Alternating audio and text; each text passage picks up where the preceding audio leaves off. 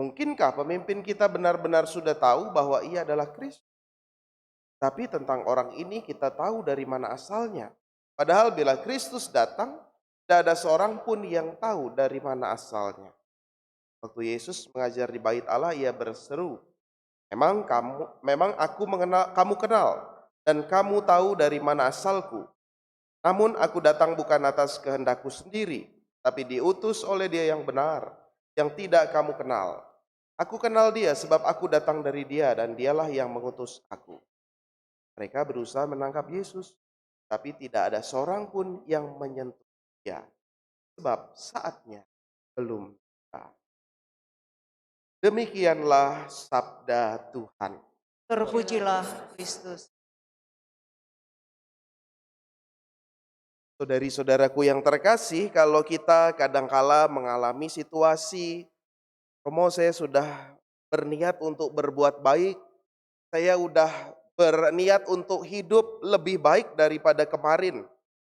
Tapi dalam niat itu kadangkala disertai juga atau diikuti dengan apa?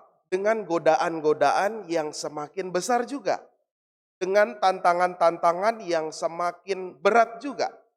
Padahal kita udah niat, Romo saya udah niat betul nih, tapi kok godaannya, tantangannya makin berat juga.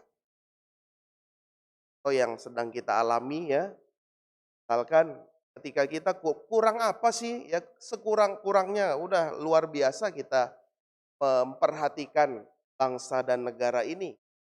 Tapi ketika besok mau peresmian katedral di Palembang, ada surat untuk demo.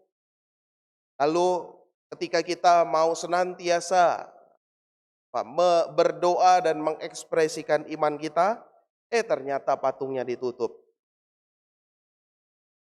Ketika kita punya niat yang baik, godaannya juga semakin besar. Ketika kita punya keinginan untuk hidup lebih benar, kadangkala setannya juga lebih kuat. Karena apa? Setan itu nggak suka kalau kita jadi orang suci. Setan itu nggak suka kalau kita jadi orang baik. Dalam bacaan Injil yang kita dengarkan, demikian juga di dalam Yesus. Yesus itu kurang-kurang apa? Memberikan mujizat, mengajarkan yang baik, tapi godaannya semakin nyata dan tantangannya semakin jelas bahwa orang ingin membunuhnya, orang ingin menyingkirkannya, orang ingin menangkap dia. Padahal nggak kurang-kurang Yesus baiknya, minta ampun. Tapi godaannya, tantangannya, itu juga semakin. Dari saudara inilah yang dinamakan kalau kita merenungkan salib. Salib itu kita tahu kita udah berbuat baik, kita senantiasa mau menghadirkan kerajaan Allah.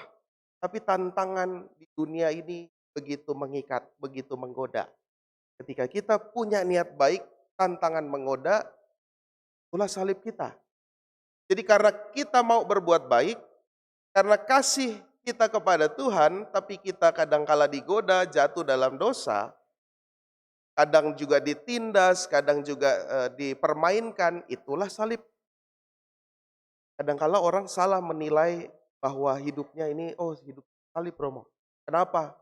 Ya saya melakukan kesalahan ini, maka sekarang saya dihukum. Inilah salib saya. Bukan, itu bukan salib. Itu hukuman.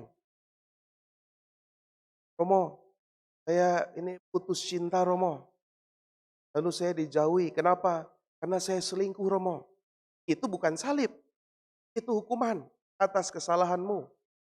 Maka harus dibedakan ya, penderitaan yang disebabkan karena hukuman atau memang sungguh salib yang kita pilih, kita ambil. Karena kasih kita kepada Allah, karena cinta kita kepada Yesus, karena niat baik kita. Kita dijegal, kita ditantang, kita direndahkan, kita di macam-macam nggak enak.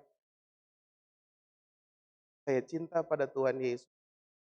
Saya ditentang, saya tangkap kalau Yesus beda dengan hukuman. Semoga perbedaan ini semakin terang dalam hidup kita sehingga setiap misalkan penderitaan yang kita alami dalam hidup belum tentu itu juga salib.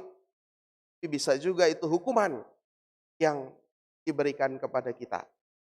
Maka semoga sore hari ini kita bisa melihat hidup kita. Yang penting dasarnya adalah kita berniat untuk senantiasa mencintai karena Dia senantiasa. Kita hening sejenak. Bapak yang Maha Kasih,